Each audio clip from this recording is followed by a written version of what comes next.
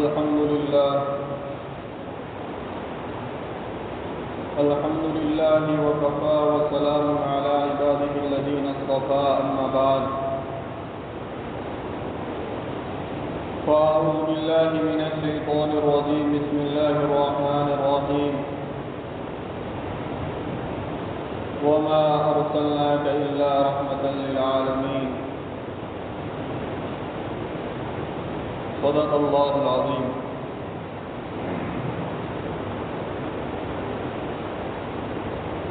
میرے محترم بھائیوں دوستوں بزرگوں،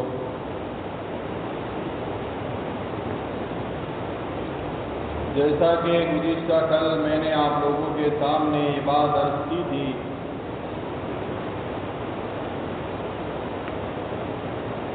کہ جب حضرت نبی کریم صلی اللہ علیہ وسلم کی عمر مبارک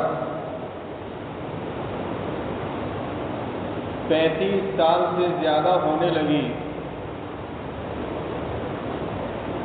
تو عمر کی بڑھوتری کے ساتھ ساتھ حضرت نبی کریم صلی اللہ علیہ وسلم کو تنہائی محبوب ہونے لگی.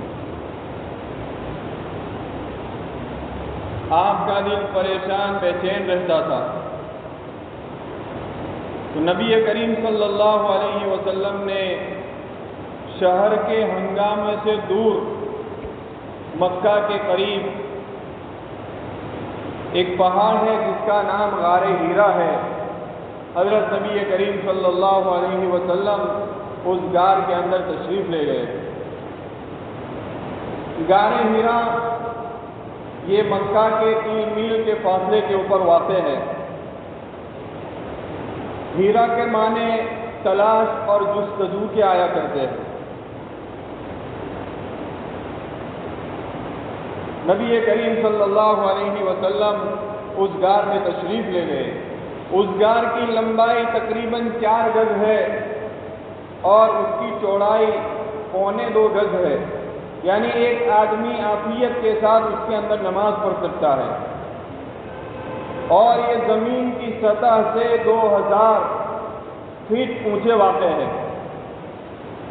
حضور پاک صلی اللہ علیہ وسلم نے اس غار کا انتخاب اس لیے فرمایا کہ وہاں سے کعبۃ اللہ اس زمانے کے اندر سامنے ہی نظر آتا تھا. آج کل تو کیونکہ راستوں کے اندر عمارتیں بلڈنگیں بن گئی، اس لیے غار ہیرا سے کعبۃ اللہ نظر نہیں آتا. لیکن اس زمانے کے اندر ایسی عمارتیں کچھ نہیں تھا تو غار ہیرا سے سامنے ہی کعبۃ اللہ نظر آتا تھا. آپ کعبۃ اللہ کو دیکھ کر اسی غار کے اندر عبادت کیا کرتے تھے.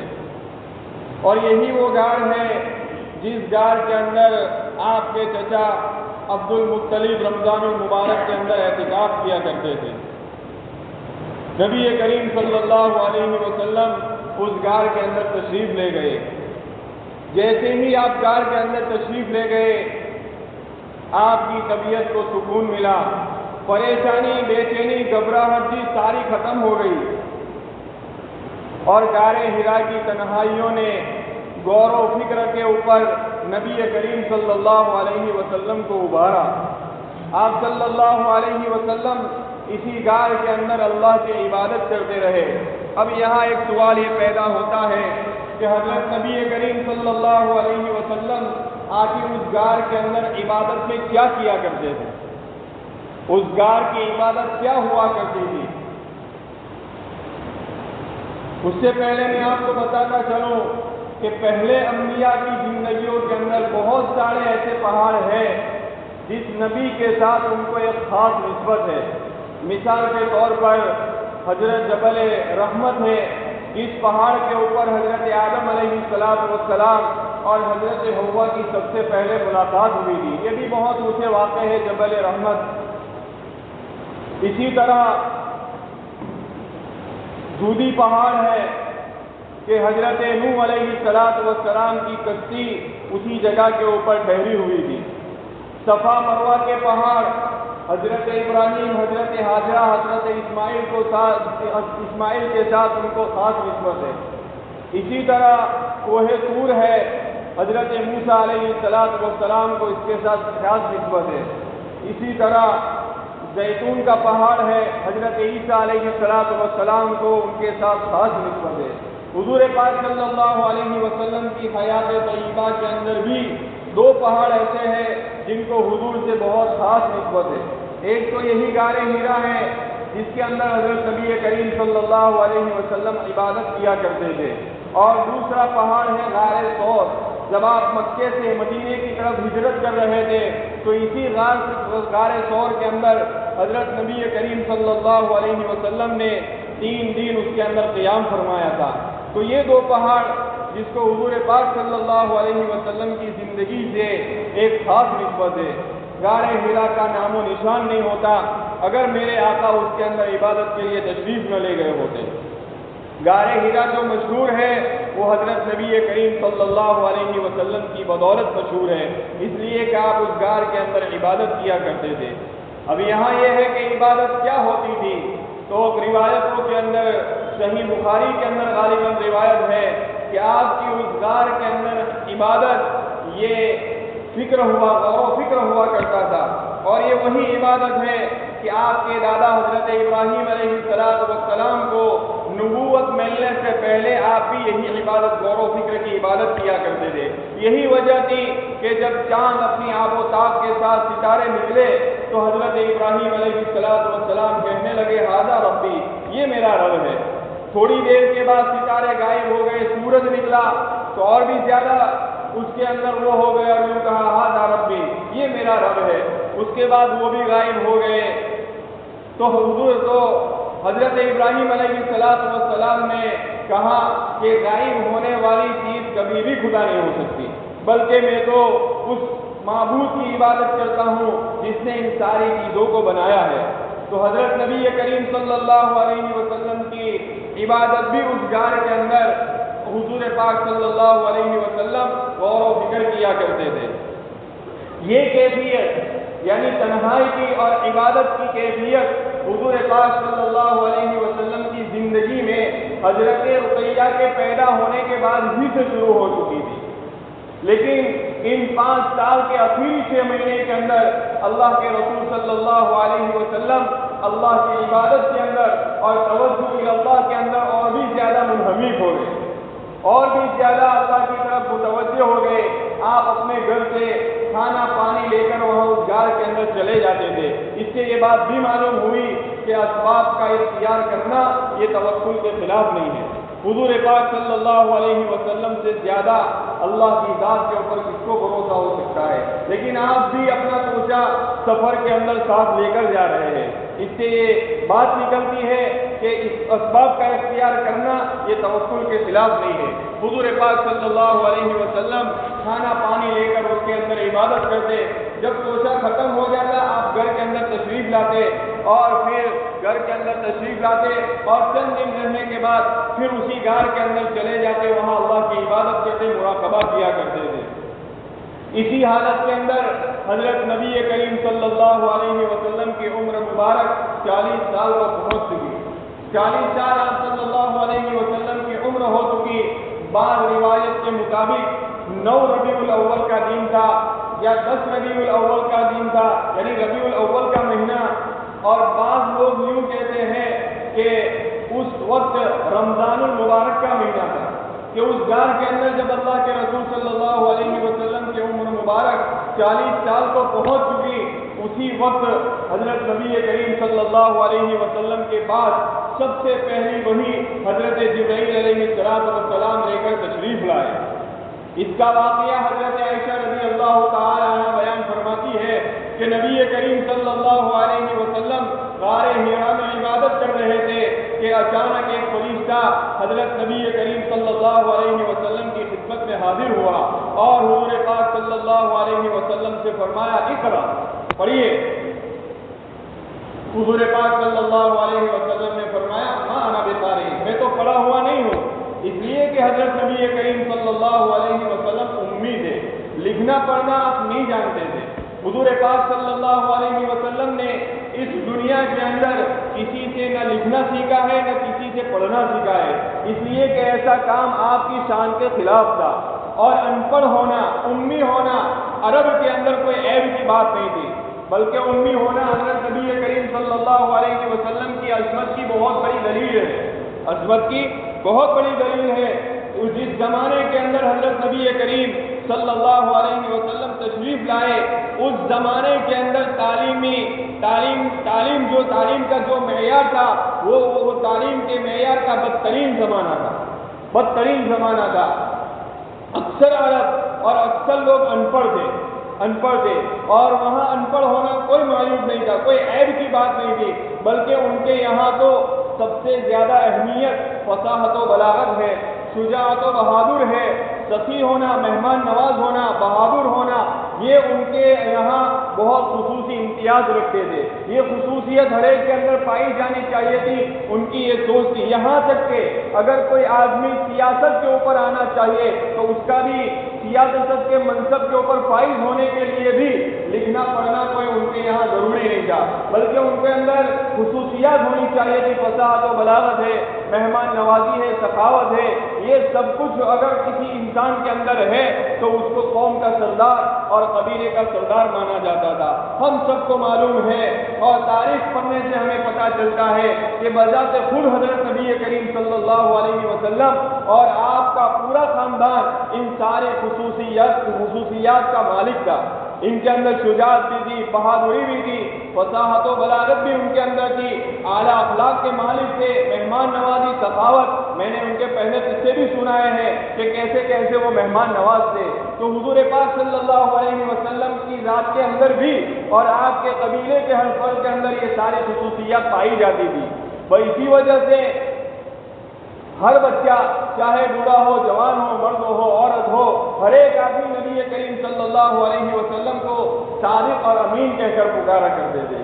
تو اس زمانے کے اندر حضرت نبی کریم صلی اللہ علیہ وسلم کا امی ہونا، ان پڑھ ہونا کوئی عیب کی بات نہیں تھی، کوئی عیب کی بات، بلکہ اللہ تبارک و تعالیٰ نے حضرت نبی کریم صلی اللہ علیہ وسلم کو یہ امی کا لقب دیا تھا، اور کسی کو لقب دینا یہ اس کے اعزاز کی اور اس کی شان کی بہت بڑی دلیل ہے۔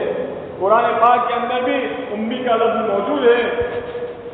اللہ تبارک و تعالیٰ نے حضرت نبی کریم صلی اللہ علیہ وسلم کو یہ لقب عطا فرمایا۔ تو بہرحال حضرت جبرائیل علیہ السلام نے سب سے پہلے آ کر نبی کریم صلی اللہ علیہ وسلم سے فرمایا اقرأ، پڑھیے۔ حضور نے فرمایا ما انا بقاری، میں تو پڑھا ہوا نہیں ہوں، میں تو امی ہوں، ان پڑھ ہوں۔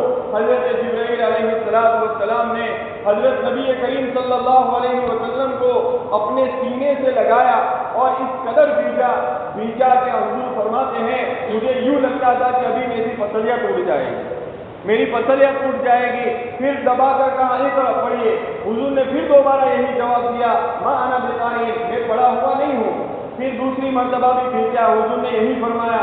تیسری مرتبہ بھیج کر فرمایا اقرأ، حضور نے فرمایا ما انا اقرأ، میں کیا پڑھوں۔ پھر سورہ علق کی ابتدائی 5 آیتیں اقرأ بسم ربک الذی خلق خلق الانسان من علق اقرأ وربک الاکرم الذی علم بالقلم علم الانسان ما لم یعلم، یہ ابتدائی 5 آیتیں حضرت نبی کریم صلی اللہ علیہ وسلم کو پڑھائی۔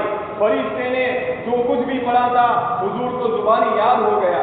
حضور کی دل کی تپتی کے اوپر یہ الفاظ لکھ دیے گئے اور حضرت نبی کریم صلی اللہ علیہ وسلم کا گنجے دل یہ سبھی نئے وحی کے ذریعے کھل گیا، اور غار ہرا کو بیان غار ہرا کو اولین وحی کی بدولت وہ غار ہرا منور ہو گیا۔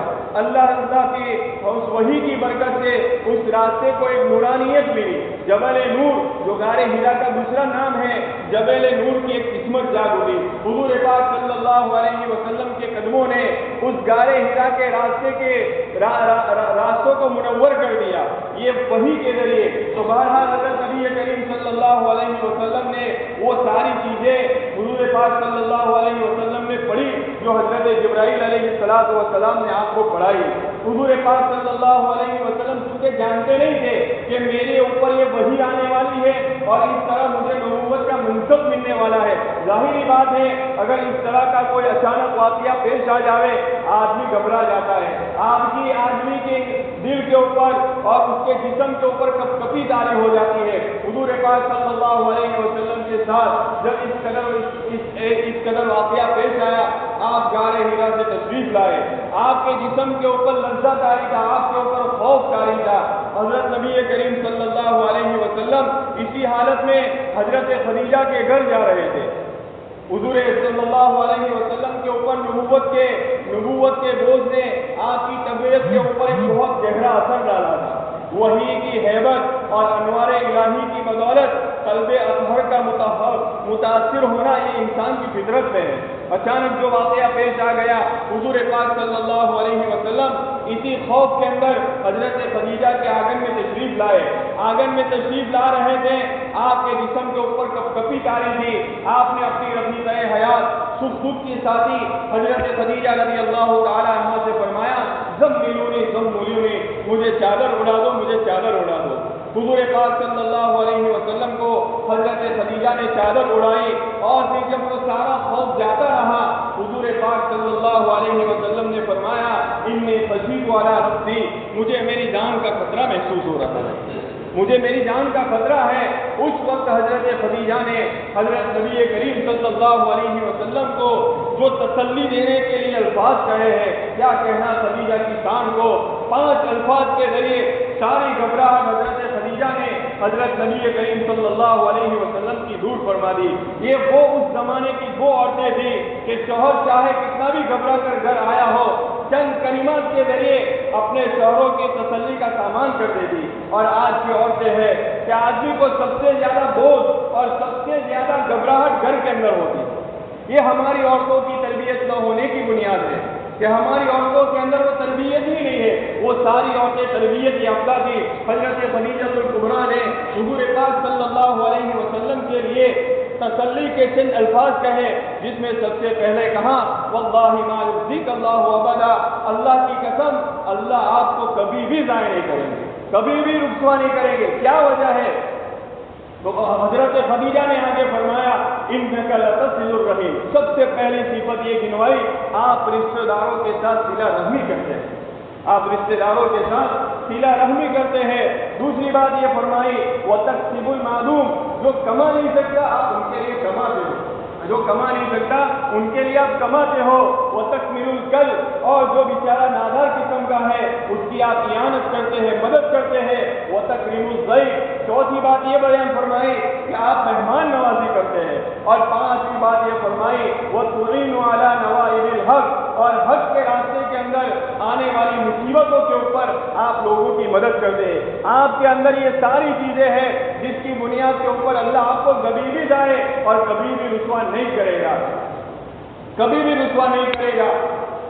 بہرحال یہاں دیکھو، حضرت خدیجہ رضی اللہ تعالی عنہ چاہتی، اور حضرت خدیجہ نے یہاں پر حضور کی عبادت نہیں گنوائی کہ آپ سالوں سے غار حرا میں عبادت کر رہے ہیں، آپ لہو و لعب کے اندر شریک نہیں ہوئے، اس لیے اللہ آپ کو ضائع نہیں کرے گا، یوں نہیں کہا، بلکہ جتنی بھی چیزیں گنوائی وہ سارے حقوق العباد کے قبیل سے تھی، حقوق اللہ کے قبیل سے کوئی چیز نہیں تھی۔ اس سے معلوم ہوتا ہے اگر کوئی آدمی آج بھی یہ کوئی خصوصیت حضرت نبی کریم صلی اللہ علیہ وسلم کے ساتھ خاص نہیں ہے، اگر آج بھی کوئی انسان ان 5 صفتوں کو اپنی زندگی کے اندر اپناتا ہے، چاہے مرد ہو کہ عورت ہو، اللہ اس دنیا کے اندر بھی اس کو رسوا اور ذلیل نہیں کریں گے، اللہ اس کو ذلیل اور رسوا نہیں کریں گے۔ حضرت خدیجہ الکبریٰ نے حضرت نبی کریم صلی اللہ علیہ وسلم کو یہ تسلی کے الفاظ کہے۔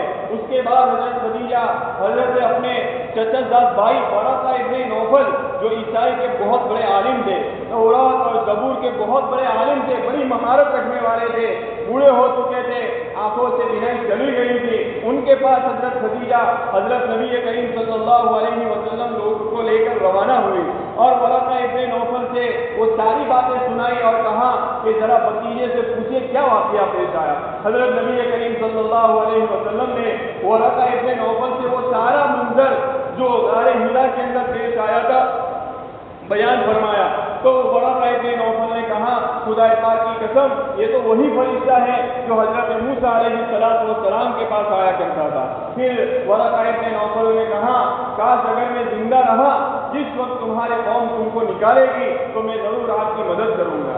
حضور نے جب یہ جملہ سنا تو حضور تعجب میں پڑ گئے اور کہا کہ کیا میری قوم مجھے نکالے گی؟ فرمایا ہاں ہاں، جس نبی کے اوپر جس نبی کو نبوت ملی اور جس نبی نے اپنی قوم کو حق کی دعوت دی، اس قوم نے ان کے ساتھ ایسا ہی معاملہ کیا ہے، تو آپ کی قوم بھی ایک روز آپ کو نکالے گی۔ ورقہ ابن نوفل نے یہ ساری باتیں سنائی۔ پھر حضور پاک صلی اللہ علیہ وسلم وہاں سے تشریف لینے کے لیے کھڑے ہوئے تو ورقہ ابن نوفل نے آپ کو روکا اور آپ کی پیشانی کا بوسہ دیا، آپ کی پیشانی کا بوسہ دیا۔ اب یہ ساری باتیں سن کر حضرت خدیجہ اور بھی زیادہ متاثر ہو گئی اور وہ سب سے پہلی خاتون ہوئی جس نے حضرت نبی کریم صلی اللہ علیہ وسلم کے ہاتھوں ایمان کا کلمہ پڑھا۔ یہ فضیلت حضرت خدیجہ کو حاصل ہے کہ 13 سال کی مکی زندگی کے اندر 10 سال حضرت نبی کریم صلی اللہ علیہ وسلم کا حضرت خدیجہ الکبریٰ نے ساتھ دیا ہے۔ آگے چل اس موقع کے اوپر جب حضرت غار حرا کے اندر حضرت نبی کریم صلی اللہ علیہ وسلم حضرت کے پاس حضرت جبرائیل تشریف لائے، اس موقع کے اوپر یہ واقعہ بھی پیش آیا کہ حضرت جبرائیل علیہ السلام نے اپنا پیر زمین کے اوپر مارا، جس سے پانی نکلا۔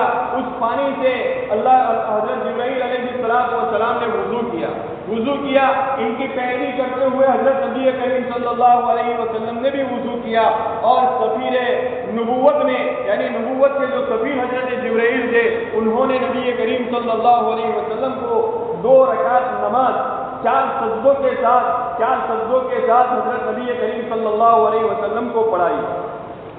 شروع اسلام کے اندر اور شروع زمانے کے اندر فجر اور عصر یہ 2 نمازیں فرض تھی، یہ 2 نمازیں فرض۔ بعض روایتوں کے اندر آتا ہے کہ سب سے پہلے جبرائیل امین نے حضرت نبی کریم صلی اللہ علیہ وسلم کو ظہر کی نماز پڑھائی، اور جب سایہ چھپ گیا تو عصر کی نماز پڑھائی، جب آفتاب غروب ہوا تو مغرب کی نماز پڑھائی، اور جب آفتاب بالکل چھپ گیا تو آپ نے عشاء کی نماز پڑھائی۔ شروع کے اندر صرف اور صرف مغرب کے علاوہ ساری نمازیں 2 رکعت حضرت نبی کریم صلی اللہ علیہ وسلم پڑھتے تھے۔ ہجرت کے بعد 4 رکعتیں ہوئی، اس لیے اصل تو ہر نماز 2 ہی رکعتیں۔ یہی وجہ ہے کہ میدان جنگ کے اندر بھی اصل جو نماز یعنی 2 رکعت وہ بھی معاف نہیں، یہ جو جنگ کے اندر بھی آدمی 2 رکعت پڑھنا اس کے لیے ضروری ہے، وہ بڑی ایک لمبی تفصیل ہے جنگ کی نماز کی، لیکن اصل جو ہے وہ 2 رکعت ہی تھی، اس لیے جنگ کے اندر بھی 2 رکعت پڑھنا ضروری اور فرض ہے۔ تو بہرحال یہ واقعہ بھی پیش آیا تو حضرت نبی کریم صلی اللہ علیہ وسلم کو ورقہ ابن نوفل کے پاس لے گئی، اور پھر حضرت خدیجہ الکبریٰ نے سب سے پہلے اللہ کے رسول صلی اللہ علیہ وسلم کے اوپر ایمان لائی۔ اس کے بعد دوسرے دن حضرت علی نے نبی کریم صلی اللہ علیہ وسلم کو دیکھا کہ نماز پڑھ رہے ہیں۔ حضرت علی نے پوچھا اللہ کے رسول یہ کیا ہے؟ تو آپ نے فرمایا یہ اللہ کا دین ہے، اسی دین کو لے کر میں بھیجا گیا ہوں، اور میں تم کو صرف اور صرف ایک خدا کی عبادت کی دعوت دیتا ہوں کہ ایک خدا کی تم عبادت کرو۔ رات تیسرے دن حضرت علی رضی اللہ تعالی عنہ حضرت نبی کریم صلی اللہ علیہ وسلم کی خدمت میں حاضر ہوئے اور آپ نے بھی اسلام کو قبول کیا۔ اس وقت حضرت علی کی عمر غالباً 8 یا 10 برس کی تھی، اور غلاموں کے اندر سب سے زیادہ آزاد کردہ غلاموں کے اندر اول المسلمین کا شرف جس کو حاصل ہوا وہ حضور پاک صلی اللہ علیہ وسلم کے آزاد کردہ غلام زید بن حارثہ تھے، جن کو کسی زمانے کے اندر عکاظ کے میلوں کے اندر ڈاکوؤں نے حکیم بن حزام کے ہاتھوں فروخت کیا تھا، اور حکیم بن حزام نے حضرت خدیجہ کے نظر کیا تھا، اور شادی کے بعد حضرت خدیجہ نے حضرت نبی کریم صلی اللہ علیہ وسلم کی خدمت کے لیے زید بن حارثہ کو متعین اور مقرر فرمایا تھا۔ ان کے باپ کو پتہ چلا کہ ابھی زید زندہ ہے، حضور کی خدمت میں حاضر ہوئے اور کہا کہ ہمارے بچے کو ہمارے حوالے کر دو۔ حضور نے اختیار دیا اگر تم چاہو ہمارے پاس رہو، اگر چاہتے ہو اپنے باپ کے ساتھ چلے جاؤ۔ زید بن حارثہ نے اس وقت حضرت نبی کریم صلی اللہ علیہ وسلم کے ساتھ رہنے کو ترجیح دی۔ اللہ کے رسول صلی اللہ علیہ وسلم اس کے بعد حضرت زید کو حرم کعبہ میں لائے، حتیم کے پاس کھڑے ہو کر اعلان کیا کہ تمام لوگ گواہ رہنا، آج سے یہ آزاد ہے اور آج سے یہ میرا بیٹا ہے۔ یہ اعلان جب اس کے باپ نے سنا تو بڑے خوش ہو گئے اور وہ اپنے وطن کی طرف روانہ ہو گئے، اور حضرت نبی کریم صلی اللہ علیہ وسلم کے ساتھ انہوں نے زندگی گزاری۔ حضور کو ان سے بہت محبت تھی، تو آزاد کردہ غلاموں میں سب سے پہلے اسلام لانے کا شرط جو حاصل ہوا وہ زید بن حارثہ ہے، اور یہی وہ मखसूस सहाबी है, पूरे कुरान के अंदर सिर्फ इनका नाम आया है, पूरे कुरान के अंदर सिर्फ हजरत ज़ैद का नाम आया है। तो आज़ाद करदा गुलामों में से इनको मुशर्रफ इस्लाम सबसे पहले मुसलमान होने का शर्फ हासिल हुआ, और जो पहले ही से आज़ाद थे, आज़ाद मर्दों के अंदर सबसे पहले ईमान लाने का शर्त जो हासिल हुआ वो हजरत अबू बकर सिद्दीक रज़ी अल्लाह ताला अन्हु है। हजरत अबू बकर सिद्दीक रज़ी अल्लाह ताला अन्हु ने नबूवत मिलने के बाद फौरन ही नबी करीम सल्लल्लाहु अलैहि वसल्लम के हाथों आप ईमान लाए। हुजूर फरमाते थे, जब किसी के सामने मैंने इस्लाम को पेश किया तो कबूल करने से वो हिचकिचाया, थोड़ा तो हिचकिया, उसके बाद कबूल किया, लेकिन एक अबू बकर ऐसा है कि बगैर झिझक के और बगैर कुछ सोचे फौरन वो इस्लाम कबूल कर लिया, फौरन उन्होंने इस्लाम कबूल कर लिया। आगे चलकर अल्लाह के रसूल सल्लल्लाहु अलैहि वसल्लम ने सिद्दीक का लक़ब भी अता फरमाया।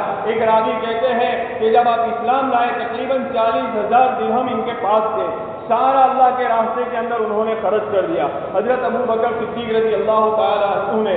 तो बहरहाल ये सारी हैं सारे चीज़ नबी करीम सल्लल्लाहु अलैहि वसल्लम को नबूवत मिलने के बाद ये सारे लोग हजरत नबी करीम सल्लल्लाहु अलैहि वसल्लम के ऊपर ईमान लाए। जब पहली वही नाजिल हो गई, ये तो सबसे पहली वही थी।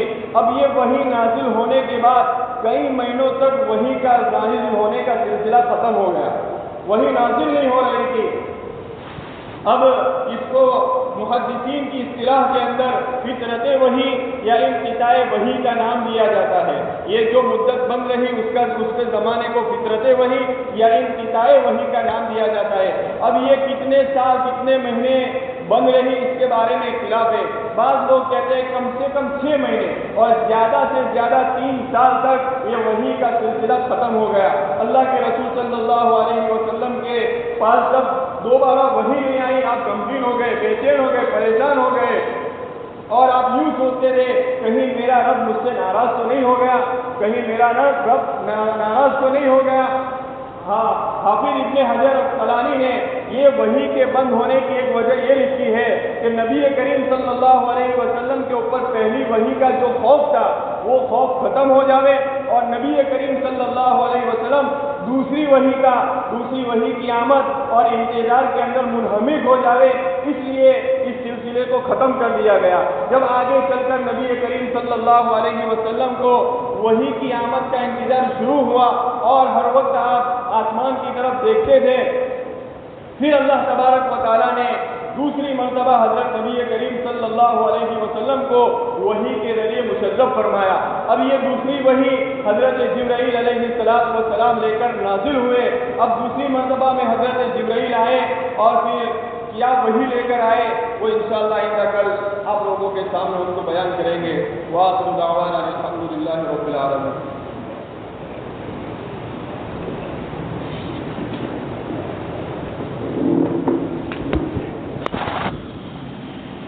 All morning.